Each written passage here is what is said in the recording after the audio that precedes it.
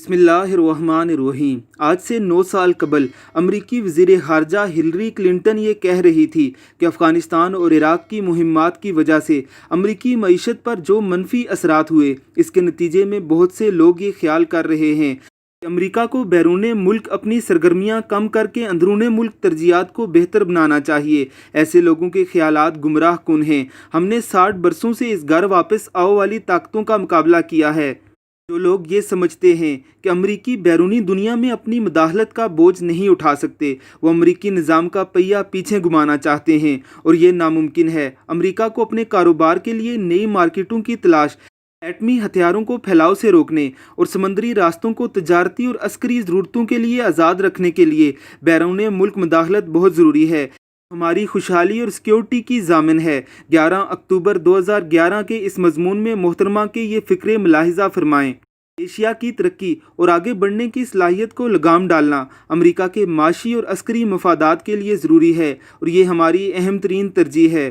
Hillary Clinton جس وقت ایک ایسے ایشیا کو لگام ڈالنے کی بات کر رہی تھی، اس وقت چین معاشی اور عسکری ترقی کی سیڑھیاں چڑھ رہا تھا۔ ابھی تک اس نے اپنے علاقائی خسار کو توڑنے کے لیے صرف گوادر کی بندرگاہ تک روڈ بنانے کا اعلان کیا تھا، تاکہ وہ مشرقی سمندر میں ملاکا کی 2.8 کلومیٹر تنگ گزرگاہ سے نجات حاصل کر سکے، اور منڈیوں تک پہنچنے کے لیے اسے سفر بھی کم طے کرنا پڑے۔ امریکی اسٹیبلشمنٹ کے لیے ایک ڈراؤنا خواب ہے کہ چین مشرق وسطیٰ، یورپ اور افریقہ، یہاں تک کہ جنوبی امریکہ تک معاشی رسائی حاصل کر سکے۔ یہی وجہ ہے کہ ہلری کلنٹن نے سفارتی آداب کے خلاف لفظ لگام ڈالنا استعمال کیا۔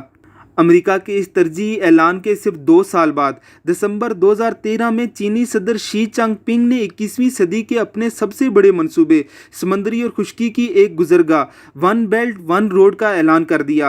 صدر شی نے اسے صدیوں پرانی سلک روڈ یعنی شاہراہ ریشم کی از سر نو تعمیر قرار دیا۔ صدیوں پہلے چین انہی راستوں سے دنیا بھر میں اپنی تجارت کے لیے مشہور تھا۔ ہزاروں ارب ڈالر کا یہ منصوبہ حیران کن ہے۔ یہ شمال مغربی جانب سے چین کو Almaty, Bishkek, Samarkand, Dushanbe, Tehran, Istanbul, Moscow اور روٹرڈیم سے ملاتا ہے، اور پھر وینس کی جانب گھماتا ہے۔ ایتھنز کے بعد افریقہ کے نیروبی تک جاتا ہے۔ وہاں سے یہ سمندری راستہ اختیار کرتا ہوا ایک جانب گوادر، دوسری جانب کولمبو، کوالالمپور، جکارتہ اور ہنوئی کے راستے دنیا بھر کا چکر کاٹتا ہوا واپس چین پہنچ جاتا ہے۔ اس منصوبے کی تکمیل کے بعد تقریباً 100 ملک چین کی تجارت اور معیشت کے ساتھ منسلک ہو جائیں گے۔ ان میں یورپ، ایشیا اور افریقہ کے تمام ممالک شامل ہیں۔ سمندری اور خشکی کی مشترکہ گزرگاہ میں سب سے اہم لنک کاشغر سے گوادر تک کا وہ راستہ ہے جو چین کو مختصر ترین وقت میں ایشیا اور افریقہ سے ملاتا ہے۔ جس وقت امریکہ دہشت گردی کے خلاف جنگ میں مصروف تھا اور یہودی صہیونی لابی کے زیر اثر اسرائیل کو محفوظ بنانے کے لیے ہر مسلمان ملک کو لگام ڈال رہا تھا اور انہیں جنگ اور خانہ جنگی سے تباہ کر رہا تھا، چین دنیا بھر میں سرمایہ کاری کر رہا تھا تاکہ کل اگر سمندری اور خشکی کی مشترکہ بندرگاہ مکمل ہو تو اس سے منسلک ممالک کا چین سے وابستہ تجارتی مفاد اس گزرگاہ کو آباد رکھے۔ دنیا کے اہم ترین ادارے جو معاشی سرمایہ کاری پر نظر رکھتے ہیں، ان کے مطابق چین نے اس وقت دنیا بھر میں تقریباً 1000 ارب ڈالر کی سرمایہ کاری کر رکھی ہے۔ چین نے زیادہ تر سرمایہ کاری نسبتاً غریب اور ترقی پذیر ممالک میں کی ہے، جو اس کی کل سرمایہ کاری کا 84% ہے۔ اس نے ان تمام ممالک کی سڑکوں اور ذرائع آمد و رفت کو بہتر بنانے کے لیے 734 ارب ڈالر خرچ کیے ہیں۔ چین کی سرمایہ کاری صرف ان ممالک تک محدود نہیں جہاں سے کل یہ شاہراہ گزرے گی، بلکہ اس نے بحر اوقیانوس کے پار جنوبی امریکہ اور جزائر غرب الہند میں بھی تقریباً 73 ارب ڈالر کی سرمایہ کاری کی ہے۔ یہ وہ ممالک ہیں جنہیں کبھی امریکہ اپنا معاشی محکوم سمجھتا تھا۔ برازیل میں چین نے 75 ارب ڈالر، پیرو میں 20 ارب ڈالر، ارجنٹائن میں 12 ارب ڈالر، یوسی-ڈور میں 8 ارب ڈالر، وینزویلا میں 5 ارب ڈالر کی سرمایہ کاری کی ہے۔ اسی طرح افریقہ کے ممالک میں بھی چینی سرمایہ کاری تقریباً 75 ارب ڈالر ہے۔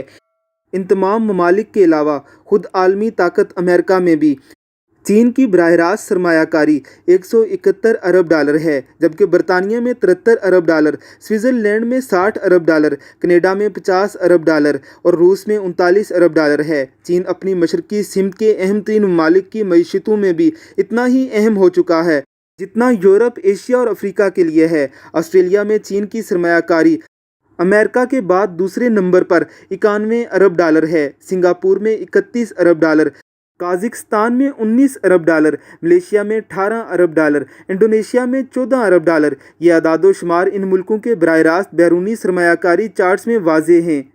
اتنی بڑی سرمایہ کاری اور اس کے ساتھ پوری دنیا کو ایک سمندری اور خشکی کی گزرگاہ سے منسلک کرنے کا منصوبہ ایسا ہے جسے بظاہر معاشی طور پر لگام ڈالنا امریکہ کے بس میں ہی نہیں ہے۔ امریکی معیشت کے پاس اس قدر سرمایہ ہی موجود نہیں۔ دنیا کی معیشتوں کو تباہ کرنے کا امریکہ کے پاس ایک ہی راستہ ہے، وہ انہیں عسکری طور پر کچلے یا پھر ان مالک کو اندر کی خانہ جنگی سے کھوکھلا کیا جائے۔ عالمی میڈیا میں گزشتہ 20 سال سے چین کے جنوبی مغربی علاقوں میں مسلمانوں کی بغاوت اور ان پر ظلم کی داستانیں عام کی جا رہی ہیں، اور وہاں ایک مسلح جدوجہد کو منظم کرنے کی کوشش کی جا رہی ہے۔ حیرت کی بات ہے کہ وہ امریکہ کے اگر کوئی مسلمان جہاد کی آیت بھی اپنی تقریر میں استعمال کرے تو اسے دہشت گرد قرار دے دیتا ہے۔ وہی امریکہ چین میں مسلمانوں کے جہاد کا علم بردار بنا ہوا ہے۔